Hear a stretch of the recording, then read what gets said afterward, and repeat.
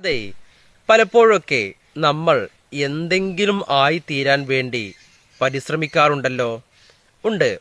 എന്നാൽ പലപ്പോഴൊക്കെ നമ്മൾ പരിശ്രമിക്കുമ്പോൾ എന്ത് സംഭവിക്കും? നമുക്ക് പരാജയം സംഭവിക്കും.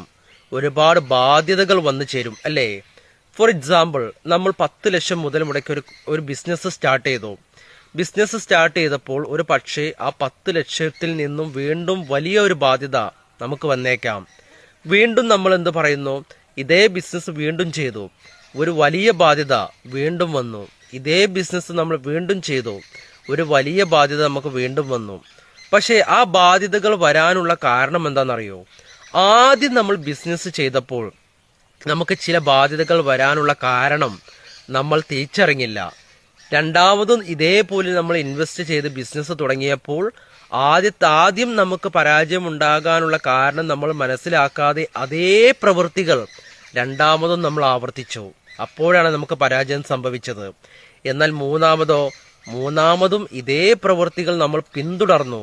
അതുകൊണ്ട് നമുക്ക് വീണ്ടും പരാജയം സംഭവിച്ചു.